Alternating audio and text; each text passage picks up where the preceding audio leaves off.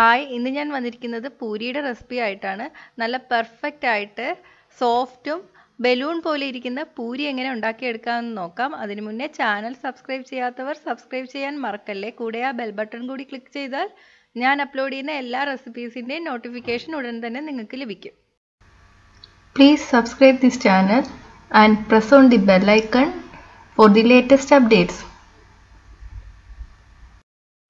ഇതുണ്ടാക്കാൻ ആവശ്യമുള്ള സാധനങ്ങൾ: ഗോതമ്പ് പൊടി 1 കപ്പ്, ഉപ്പ് ആവശ്യത്തിന്, അരിപ്പൊടി അല്ലെങ്കിൽ റവ 1 ടേബിൾ സ്പൂൺ, നെയ്യ് 1 ടീസ്പൂൺ, വെള്ളം കുഴയ്ക്കാൻ ആവശ്യം.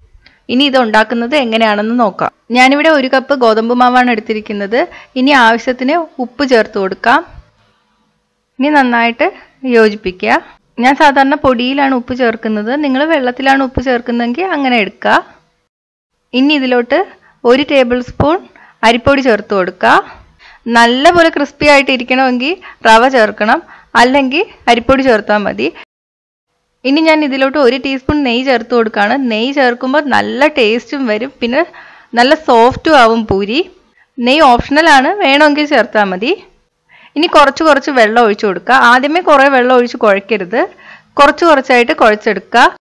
ചപ്പാത്തിക്ക് കുഴയ്ക്കുന്ന പോലെ അത്ര ലൂസായിട്ട് കുഴയ്ക്കരുത്.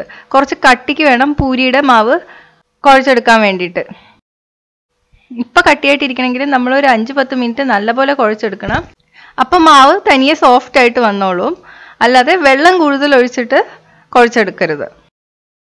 അതായത് ചപ്പാത്തി മാവിനേക്കാളും കുറച്ചും കൂടെ കട്ടിക്ക് വേണം കുഴച്ചെടുക്കാൻ വേണ്ടിയിട്ട്.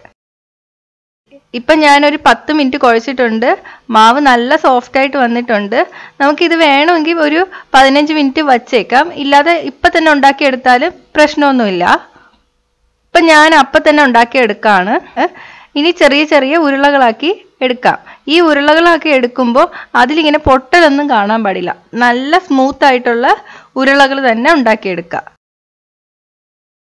ഇപ്പം ഞാൻ എല്ലാം ഉരുളകളാക്കി എടുത്തിട്ടുണ്ട്. ഇനി നമുക്കിത് പരത്തിയെടുക്കണം. സാധാരണ ഞാൻ പൂരി പ്രസറിലാണ് പരത്താറ്. ഇപ്പോൾ നിങ്ങളെ കാണിക്കാൻ വേണ്ടിയിട്ടാണ് ഞാൻ ചപ്പാത്തി പലവയിൽ പരത്തുന്നത് എങ്ങനെയാണെന്ന് കാണിച്ചു തരാം. ഓരോ ഉരുളകളും നല്ല സ്മൂത്ത് ആയിട്ട് ഉരുട്ടിയെടുക്കുക. ഇനി കൈ കൊണ്ട് നന്നായിട്ട് പ്രസ് ചെയ്യുക. കുറച്ച് മാവ് മുക്കിയാൽ മതി. ഇനി പരത്തിയെടുക്കാം. പരത്തുമ്പോൾ എല്ലാ സ്ഥലത്തും ഒരേ പ്രഷർ തന്നെ കൊടുക്കുക. ഇല്ലെങ്കിൽ ചില സ്ഥലം കട്ടി കൂടുതലും ചില സ്ഥലം കട്ടി കുറവുമായിരിക്കും. അങ്ങനെയാണെങ്കിൽ നമ്മൾ പൂരി എണ്ണയിലിടുമ്പോൾ പകുതി ഭാഗം മാത്രം പൊങ്ങി വരും, ചില ഭാഗം പൊങ്ങത്തില്ല. കാരണം പൂരി ഒരേ കട്ടിയിൽ തന്നെ പരത്തിയെടുത്താലേ നല്ല ബലൂണ് പോലെ ഇരിക്കുള്ളൂ. പൂരിയുടെ വലിപ്പം ചെറിയ പപ്പടത്തിൻ്റെ വലിപ്പത്തിൻ്റെ അത്ര മതി. വലുതായിട്ട് പരത്തിയെടുക്കണ്ട. പപ്പടത്തിനേക്കാളും കുറച്ചും കൂടെ കട്ടിയും വേണം. ഇത്രയും കട്ടിക്ക് പരത്തിയെടുക്കുക. ഇനി ഇത് നമുക്ക് എണ്ണയിലോട്ട് ഇട്ട് കൊടുക്കാം. എണ്ണ ഞാൻ ചൂടാക്കാൻ വെച്ചിട്ടുണ്ടായിരുന്നു.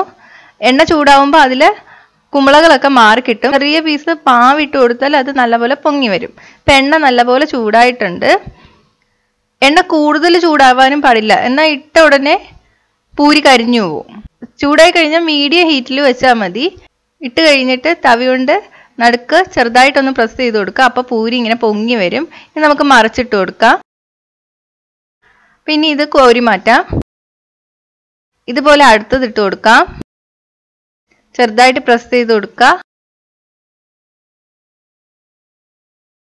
പൊങ്ങി വരുന്നുണ്ട്. ഇനി നമുക്ക് മറിച്ചിട്ട് കൊടുക്കാം.